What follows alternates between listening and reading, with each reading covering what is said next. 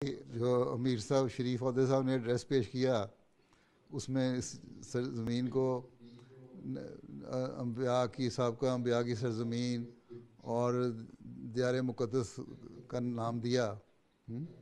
تو اس لحاظ سے وہ تو خود ہی ظاہر ہو گیا کہ ہم کیا سمجھتے ہیں. اگر یہ نہ یہ کہتے، اس کی اہمیت نہ ہوتی، تو امیر صاحب کو یہ مینشن کرنے کی ضرورت کوئی نہیں تھی کہ یہ کیا زمین ہے. اب مجھے یہ بتائیں کہ غیر احمدی جو ہیں، غیر احمدی مسلمان، وہ کیا سمجھتے ہیں اس سرزمین کو یا مسجد اقصیٰ کو؟ وہاں کہ حضرت صلی اللہ علیہ وسلم وہاں اترے تھے ان کے مادی جسم میں، مطلب وہ اترے تھے، اور جو ہم اسے کشف کہتے ہیں. مادی جسم میں تو اترے ہی نہیں تھے، یہ تو ایسی غلط. ہاں، یہ تو ایسی غلط ہے. ٹھیک ہے. اور ہم کیا کہتے ہیں احمدی؟ ہم کہتے ہیں کہ وہاں کشف تھا، اور وہ ہماری پہلی قبلہ تھی، تو اس چیز کے لیے وہ مقدس بھی ہے. ٹھیک ہے، قبلہ تھا اور قبلہ بدل گیا، بلکہ مدینہ میں ہجرت کرنے کے کئی مہینے، 16-17 مہینے کے بعد شاید قبلہ بدلا. تو وہ تو ہو گیا. لیکن اس کی حضرت مسلم موعود نے کافی ساری تشریح کی ہوئی ہے، جو دل کو لگتی ہیں تشریحیں، ان میں سے بعض میں ذکر کر دیتا ہوں. ایک تو یہ ہے، یہ کشف تھا، یہ ظاہر کرنے کے لیے صرف بیت المقدس کے بارے میں نہیں تھا، بلکہ یہ تھا کہ آپ ہجرت کریں گے، مدینہ جائیں گے، اور مدینہ کا مقام وہ ہو جائے گا جس کی طرف لوگوں کی نظر ہوگی، اس سے بڑھ جائے گا. ٹھیک ہے. دوسری بات یہ کہ بیت المقدس کا جو علاقہ ہے، اس علاقے میں اسلام پھیلے گا اور مسلمانوں کے قبضے میں آئے گا، اور کئی صدیوں تک یہ مسلمانوں کے قبضے میں رہا. اس کے بعد مسلمانوں کی اپنی کمزوریاں اور نااہلیوں اور غلطیوں کی وجہ سے ہاتھ سے نکل گیا. ٹھیک ہے. تو ہم یہ کہتے ہیں جب کہ اس کا ایک مقام ہے، وہ مقام تو بہرحال ہے، لیکن ایک یہ بھی تشریح اس کی ہے کہ وہ اسرار جو تھا، ایک تو وہ جسمانی اسرار نہیں تھا،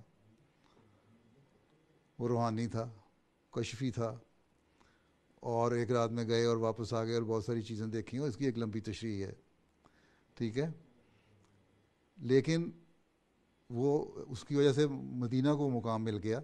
اور اب دیکھ لیں کہ جو بیت المقدس باوجود اس کے کہ ایک وقت میں ایسا تھا کہ وہ قبلہ تھا مسلمانوں کے لیے بھی، لیکن جب اللہ تعالیٰ نے قبلہ بدلا، تحویل قبلہ ہوا، تو پھر اس کے بعد کیا ہوا؟ اس کے بعد مدینہ کو اس سے بڑھ کے مقام مل گیا. اب مدینہ کی طرف جو رخ ہے، وہ اس باوجود اس کے کہ یہاں انبیاء کی سرزمین ہے، مقدس سرزمین ہے، اس کے باوجود جو مدینہ کا مقام ہے وہ اس کا نہیں ہے. لیکن ٹھیک ہے، اس لیے یہ کہنا کہ پہلا یہ قبلہ تھا اس لیے اس کا مقام بڑھ گیا، مقام تو اس کا خود ہی کم ہو گیا مدینہ سے، اور یہ سب مسلمان مانتے ہیں.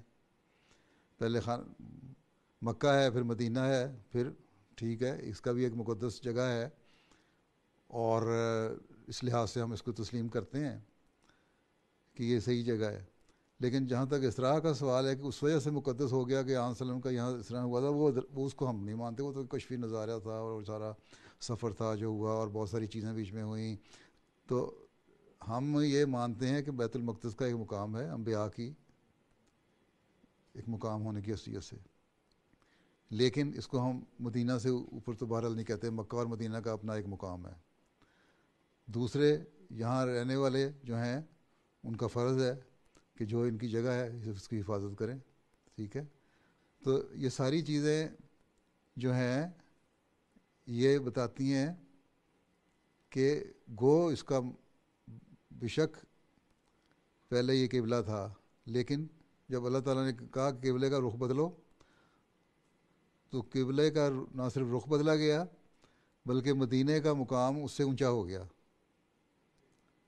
جب مدینہ کا مقام خود اللہ تعالیٰ نے اونچا کر دیا اور حضرت صلی اللہ علیہ وسلم نے اونچا کر دیا، تو پھر اس میں باقی یہ کیا بات رہے گی؟ اس پہ بحث کرنے کی ضرورت کیا ہے کہ کیا سمجھتے ہیں یا کیا سمجھتے ہیں. تیسرے درجے کی ایک مقدس جگہ ہے.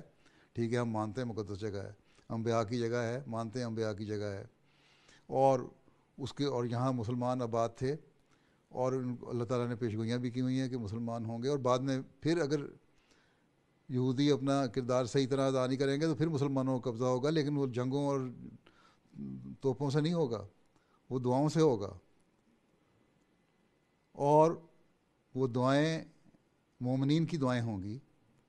اس لیے جتنے مومن زیادہ پیدا ہوں گے اور دعائیں کریں گے، حقوق اللہ اور حقوق العباد کرنے والے ہوں گے، اتنی جلدی اس جگہ پہ ان کا قبضہ ہو جائے گا۔ تو بہرحال یہ ایک مقام ہے اس جگہ کا، اس جگہ کے لحاظ سے، اور مسلمانوں کو فرض ہے کہ اس کی حفاظت کریں۔ لیکن یہ کہنا کہ اسراء کا اگر کے سوال سے اگر یہ کہہ دینا کہ جی کیونکہ آن وسلم ذاتی طور پہ یہاں آئے، جسمانی طور پہ آئے، وہ غلط چیز ہے، اس کو تو بہرحال ہم نہیں مانتے۔